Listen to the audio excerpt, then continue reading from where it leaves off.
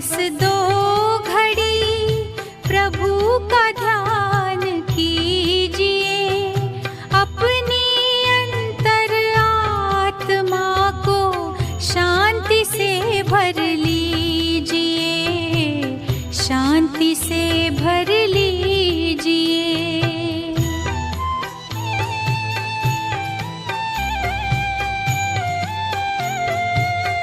Om Shanti. Good morning. 20 जनवरी 2022 प्रातः मुरली बाप दादा मधुबन। मीठे बाबा बोले, मीठे बच्चे, आधा कल्प से जो 5 विकारों का बीमारियां लगी हुई थी वह अब छुटा की छुटा, इसलिए अपार खुशी में रहना है। प्रश्न, तुम बच्चों को अब कौन सी एक हॉबी रखना है, शौक रखना है? किन बातों से तुम्हारा ताल्लुक नहीं? उत्तर, एक बाप से पूरा वर्षा लेने की हॉबी रखनी है। मनुष्य को तो अनेक प्रकार की हॉबियां होती है, तुम्हें वो सब छोड़ देनी है। तुम ईश्वर के बच्चे बने हो, बाप के साथ वापिस जाना है, इसलिए इस शरीर से ताल्लुक रखने वाली सब बातों को भूल जाना है। पेट को 2 रोटी खिलानी है और बुद्धि नई दुनिया से लगानी है। गीत, जिसका साथी है भगवान, उससे क्या रोके आंधी और तूफान। ओम शांति। जो भी अनन्य महावीर अडोल बच्चे हैं वह समझते हैं कि अनेक प्रकार के मनसा तूफान भी आएंगे और नेचुरल कैलेमिटीज, बीमारियां आदि भी आएगी, क्योंकि अब पिछाड़ी का पंप है। माया खूब झोंके लगाएगी। जो पक्के निश्चय बुद्धि हैं उन्हों को तो मालूम पड़ता है कि शरीर के हिसाब किताब भी चुकत होंगे। जब कोई बीमारी छूटने पर होती है तो खुशी होती है। अब हम इस बीमारी से छूटने वाले हैं। तुम जानते हो बाकी थोड़े रोज हैं। यह 5 विकारों की बीमारी आधा कल्प लगी हुई है, जिससे मनुष्य अजामिल जैसे पाप आत्मा बन जाते हैं। ऐसी दुनिया अब बाकी थोड़े रोज है। यह बीमारियां छुटी की छुटी। दुनिया तो इन बातों को नहीं जानती। वह तो जैसे कि आसुरी बुद्धि हैं, वह तो हाय हाय करते रहेंगे। तुम तो यह घटनाएं देखते रहेंगे। तुम्हारा इन बातों से कोई ताल्लुक नहीं है।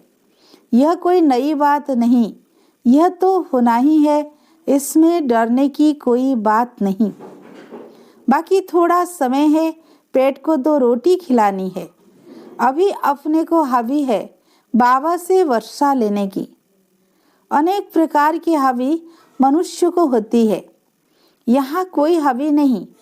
शरीर के साथ ताल्लुक रखने वाली बातों को भूल जाना है। हम ईश्वर के बन गए। अब वापिस बाबा के पास अथवा साजन के पास जाना है। यह साजन भी बड़ा विचित्र है। विचित्र होने के कारण उनको पूरा याद नहीं कर सकते। यह नई रस्म है ना, आत्मा को परमात्मा को याद करना है। ऐसे तो कभी याद किया नहीं है आधा कल्प से।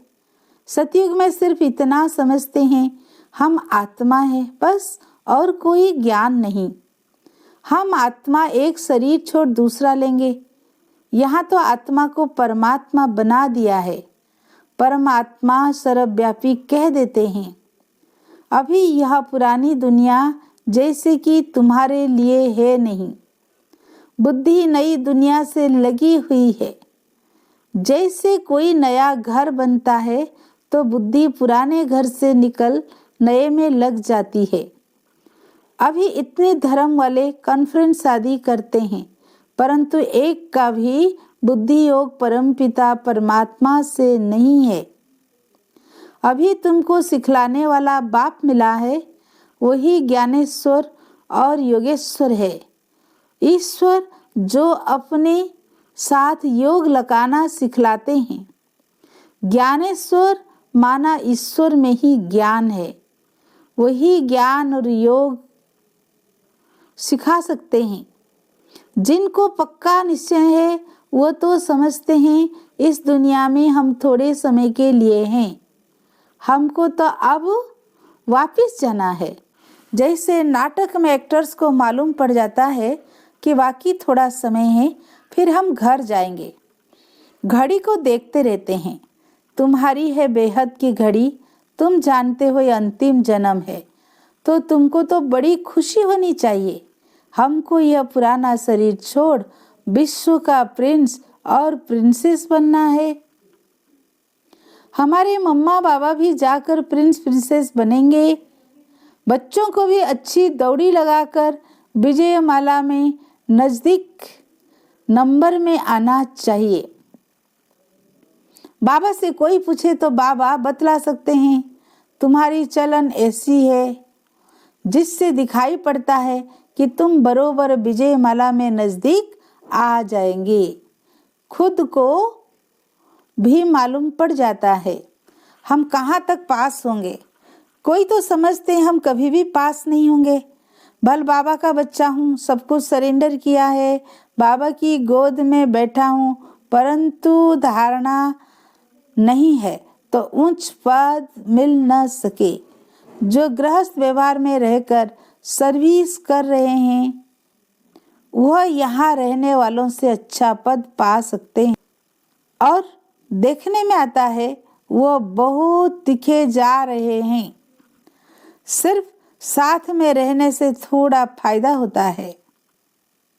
बादल सागर के पास आए भरे और फिर यह गए बरसने। मुरली तो सब तरफ जाती रहती है। मुरली सुनकर फिर सुनाते भी हैं, बहुत सर्विस करते हैं, वह अच्छा ऊंच पद पा लेते हैं। मेहनत है, यहाँ मेहनत नहीं होती है तो गिर पड़ते हैं। सारा मदार पुरुषार्थ पर है। अपनी नब्ज आपे ही भी देखी जा सकती है।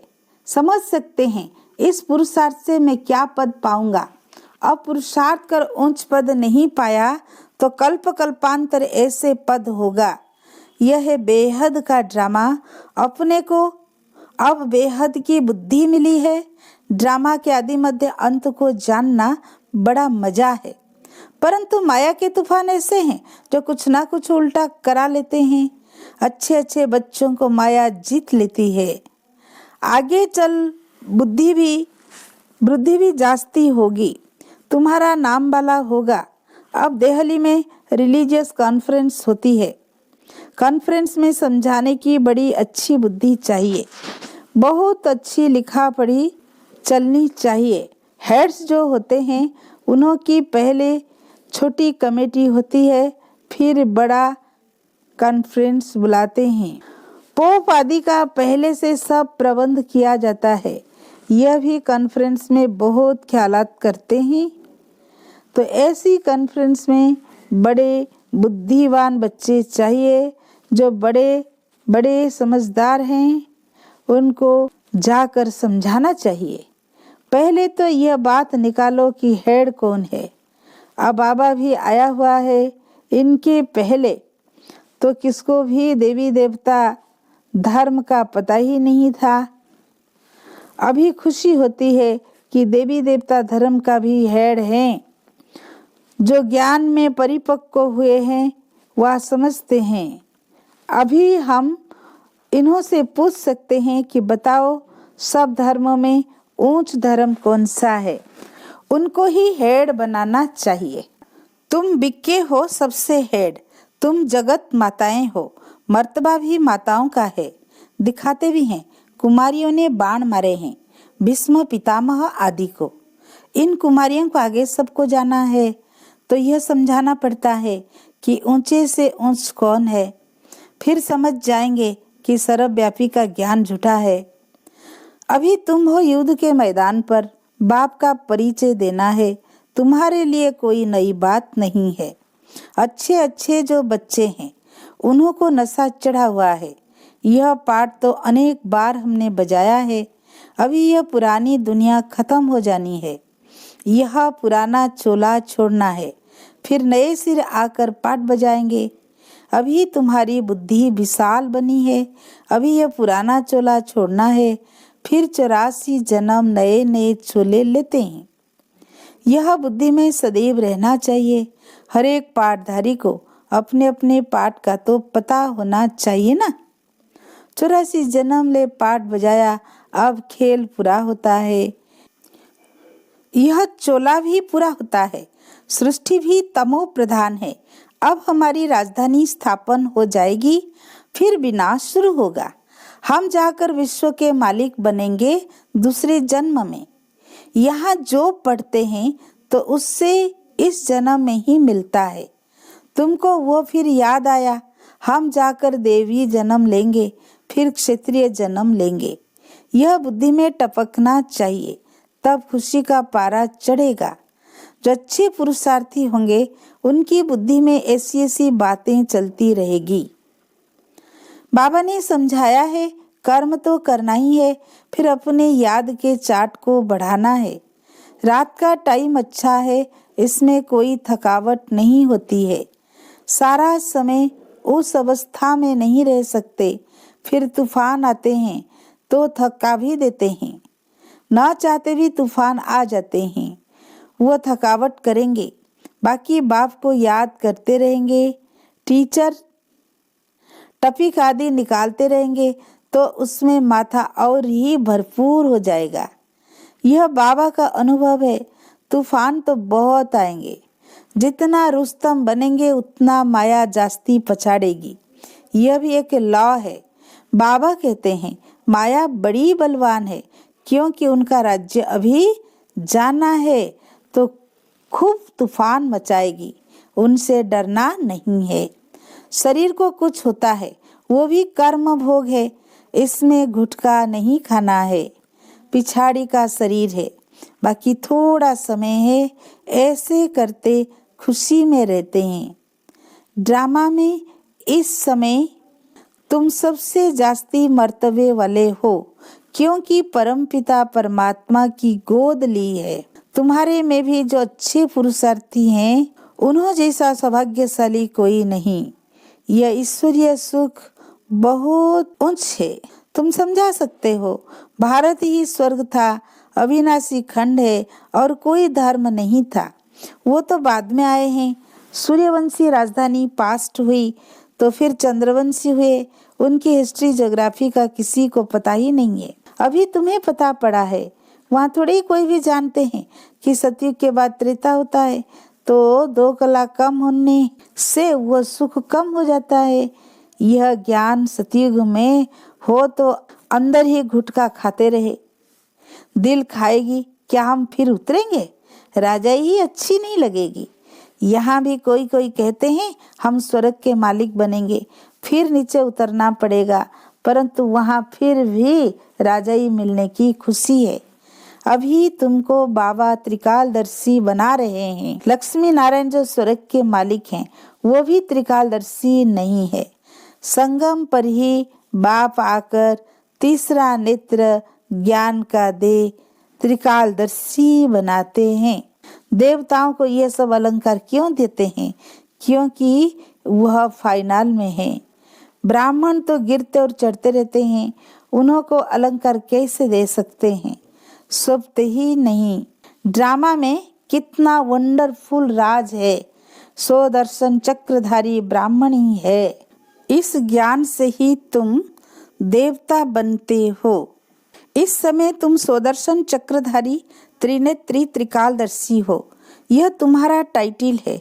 यह सब बातें समझने और समझाने का है। पहले पहले बाप का परिचय देना है। परमपिता परमात्मा से आपका क्या संबंध है? उनका नाम ही है गॉड फादर। ऐसे थोड़े ही कहेंगे कि गॉड फादर सर्वव्यापी हैं। वो तो बाप है ना।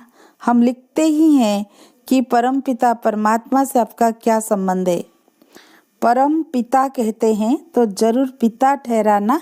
बाप सर्वव्यापी कैसे होगा? बाप से तो वर्षा मिलना होता है। बाप तो रचयिता है नई दुनिया का। इन लक्ष्मी नारायण को नई दुनिया का वर्षा मिला हुआ है। वहाँ देवताओं को तीसरे नेत्र की दरकार नहीं रहती है।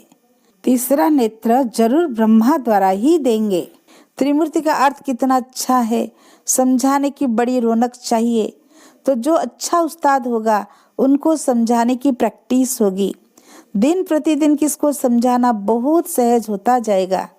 परमपिता परमात्मा आपका क्या लगता है? कहेंगे बाप लगता है। बाप है नई दुनिया का रचता। सतयुग में देवी देवताओं का राज्य था, जरूर उन्हों को प्रॉपर्टी मिली होगी। परमपिता परमात्मा से राजयोग सीख राजाई पाते हैं। हम सब ब्रह्मा कुमार कुमारी हैं। कोई को भी समझाओ, अच्छा तुम कहते हो प्रजापिता ब्रह्मा, तो तुम्हारा पिता हुआ ना, वो भी शिव भी पिता है। तुम भी ब्रह्मा कुमार कुमारी हो। हम दादे से वर्षा ले रहे हैं, तुम नहीं ले रहे हो। आकर समझो, पुरुषार्थ करो तो तुमको भी मिल जाएगा। प्रजापिता ब्रह्मा और जगदम्बा दो है मुख्य।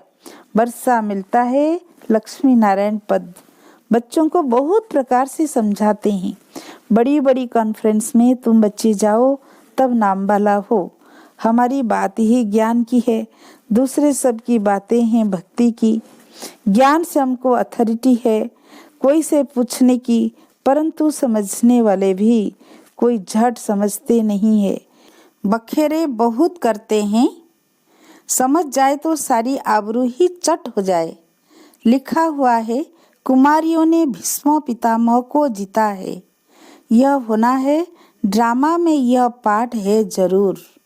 अच्छा, मीठे मीठे सिकी लधे बच्चों प्रति माता पिता बाप दादा का याद प्यार और गुड मॉर्निंग। रूहानी बाप की रूहानी बच्चों को नमस्ते।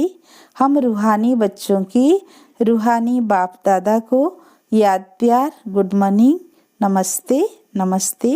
प्यारे बाप दादा को दिल से कोटि कोटि बार शुक्रिया शुक्रिया। धारणा के लिए मुख्य सार। फर्स्ट पॉइंट, विजय माला में आने के लिए मम्मा बाबा के समान सर्विस करनी है। मुरली धारण कर फिर सुनानी है। चलन बड़ी रयाल रखनी है। सेकेंड पॉइंट, अपनी विशाल बुद्धि से इस बेहद ड्रामा को जान अपार खुशी में रहना है। तूफानों से डरना नहीं है। ज्ञान मंथन से बुद्धि को भरपूर रखना है।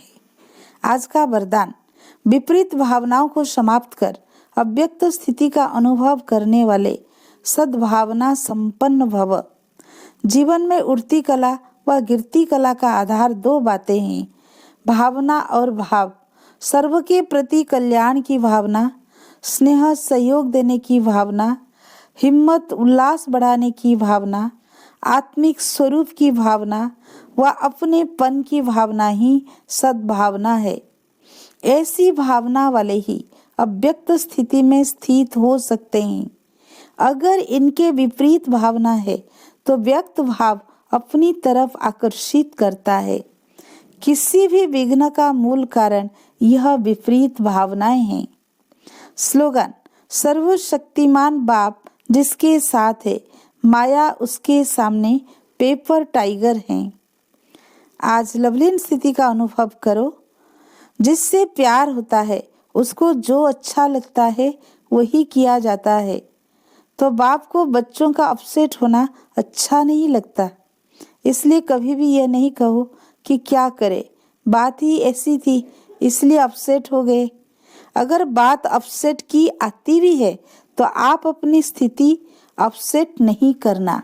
अच्छा, ओम शांति।